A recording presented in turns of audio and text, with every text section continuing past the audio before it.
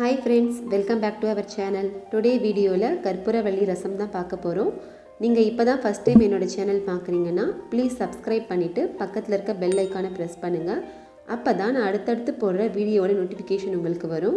வாங்க வீடியோக்குள்ளே போகலாம். இதுக்கு தேவையான பொருள்கள் 9 கற்பூரவள்ளி இலைகள், ஒரு தக்காளி, 1 ஸ்பூன் மிளகு, 1 ஸ்பூன் சீரகம், உப்பு தேவையான அளவு, 10 பூண்டு பற்கள், 1/4 ஸ்பூன் பெருங்காயத்தூள், கருவேப்பிலை கொத்தமல்லி சிறிதளவு, 1 ஸ்பூன் நல்லெண்ணெய், 1 ஸ்பூன் கடுகுளுந்து, 1/2 ஸ்பூன் மஞ்சள் தூள், ஒரு பச்சை மிளகாய், ஒரு காய்ந்த மிளகாய். முதல்ல இந்த ரசம் செய்கிறதுக்கு ஒரு பாத்திரத்தில் தக்காளியை 4 துண்டுகளாக கட் பண்ணிவிட்டு தேவையான அளவு தண்ணி சேர்த்து நல்லா கரைச்சி எடுத்துக்கலாம். அதுக்கப்புறம் இந்த ரசம் செய்கிறதுக்கு நான் தோல் உரிக்காத பூண்டு பற்களை இந்த சிறிய உரலில் சேர்த்துட்டு இடித்து எடுத்துக்கிறேன். நாம் மிக்சியில் அரைச்சிட்டு செய்கிறத விட இந்த மாதிரி இடிச்சிட்டு சேர்க்குறப்ப நம்மளுக்கு இதோட சுவையும் மனமும் நல்லாயிருக்கும். அதுக்கப்புறம் நான் மிளகையும் சீரகத்தையும் இதிலேயே இடித்து எடுத்துக்கிறேன். உங்ககிட்ட அம்மி இல்லை உரல் பெருசாக இருந்ததுன்னா நீங்கள் மொத்தமாகவே ஒன்றா சேர்த்து இடித்து எடுத்துக்கலாம். கற்பூரவள்ளி இலைகளில் மூலிகைத்தன்மை அதிக அளவில் இருக்கிறதால இதை நாம் இந்த மாதிரி ரசமாக வச்சு சாப்பிட்றப்ப சளி, இருமல், காய்ச்சல், தொண்டை கரகரப்பு எல்லாம் உடனடியாக சரியாயிடும். அஜீரண கோளாறு, நெஞ்சரிச்சல் இருக்கிறவங்களும் கற்பூரவள்ளி இலையை இந்த மாதிரி செஞ்சு சாப்பிட்றப்ப சீக்கிரத்தில் சரியாயிடும். இப்போ நான் காரத்துக்கு ஒரு பச்சை மிளகாவை இந்த மாதிரி இடிச்சிட்டு சேர்த்துக்கிறேன். இப்போ இருக்கிற கொரோனா சுச்சுவேஷனில் நாம் இந்த ரசத்தை வாரத்தில் ஒரு தடவையாவது செஞ்சு சாப்பிடணும். அப்போ தான் நம்மளுக்கு நோய் எதிர்ப்பு சக்தியும் அதிகமாகும். கடைசியான கற்பூரவள்ளி விலைகளை இந்த மாதிரி பிச்சிட்டு உரலில் சேர்த்து இடித்து எடுத்துக்கிறேன். இந்த மாதிரி நாம் இடிச்சிட்டு சேர்க்குறப்ப இதில் இருக்க சாறு ஃபுல்லாக நம்மளுக்கு ரசத்தில் இறங்கும். பெரியவங்க கற்பூரவள்ளி இலைகளை வெறும் வாயில் அப்படியே கூட மென்று சாப்பிடுவாங்க. ஆனால் குழந்தைங்களுக்கு அப்படி சாப்பிட பிடிக்காது. இந்த மாதிரி நாம் ரசம் மாதிரி வச்சு தரப்ப கண்டிப்பாக சாப்பிடுவாங்க.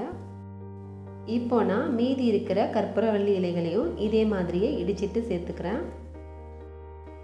நான் 9 கற்பூரவள்ளி இலைகள் சேர்த்து தான் இந்த ரசம் செஞ்சுருக்கேன். உங்களுக்கு தேவைப்பட்டால் நீங்கள் இன்னும் கொஞ்சம் அதிக அளவில் கூட கற்பூரவள்ளி இலைகள் சேர்த்து இந்த ரசம் செய்யலாம். அவ்வளோதான், கற்பூரவள்ளி இலைகள் மொத்தத்தையும் இடிச்சிட்டு இதில் சேர்த்துக்கிட்டேன். இப்போ நாம் இது கூட எடுத்து வச்சுருந்த மஞ்சள் தூள், தேவையான அளவு உப்பு, கருவேப்பிலை கொத்தமல்லி சேர்த்துட்டு இதில் கரைச்சி விட்டுக்கிறேன். இப்போ இதில் ரசத்துக்கு தேவையான அளவு தண்ணி, உப்பு செக் பண்ணி பாருங்கள், கம்மியாக இருந்தால் உப்பு தேவையான அளவு சேர்த்துட்டு கலந்து விட்டுக்கோங்க. இப்போ நாம் ரசம் தாளிக்கிறதுக்கு ஒரு தாளிப்பு கரண்டியில் 1 ஸ்பூன் அளவு நல்லெண்ணெய் விட்டுட்டு நல்லெண்ணெய் நல்லா காஞ்சதும் இதில் 1 ஸ்பூன் அளவு கடுகுளுந்து, இது நல்லா பொரிஞ்சதும் பெருங்காயத்தூள், ஒரு காஞ்ச மிளகா, கலர் மாறினதும் இதை நாம் ரெடி பண்ணி வச்சுருந்த ரசத்தில் சேர்த்துக்கலாம். இப்போ நாம் இதை கலந்து விட்டுட்டு ஒரு கொதி வர வரைக்கும் வச்சிடலாம். இந்த மாதிரி மூலிகை இலைகளை வச்சு நாம் ரசம் செய்கிறப்ப புளி சேர்க்காதீங்க. அப்படி சேர்த்து செஞ்சோன்னா இதோட மூலிகைத்தன்மை நம்மளுக்கு கிடைக்காது. ஒரு 5 மினிட்ஸ் கழித்து ரசம் கொதி வர ஆரம்பிக்குது. இப்போ நான் இதில் கடைசியாக ஒரு 1/4 டம்ளருக்கும் குறைவான அளவு தண்ணி சேர்த்துட்டு ஸ்டவ்வை ஆஃப் பண்ணிடுறேன். சைனஸ் ப்ராப்ளம் இருக்கிறவங்க கூட இந்த ரசத்தை வீக்லி ஒன்ஸ் எடுத்துக்கலாம். கடைசியாக நான் இந்த ரசத்தை கலரி விட்டுட்டு ஒரு பிளேட் போட்டு மூடி வச்சிடுறேன். இந்த மாதிரி மூடி போட்டு வைக்கிறப்ப கற்பூரவள்ளியோட மொத்த சாரும் நம்மளுக்கு ரசத்தில் நல்லா கலந்துடும். அவ்வளோதான், நம்மளுக்கு கற்பூரவள்ளி ரசம் ரெடி ஆயிடுச்சு. இதை நாம் சாதத்தோட மட்டும் இல்லாமல் சூப் மாதிரி கூட குடிக்கலாம், ரொம்ப நல்லாயிருக்கும்.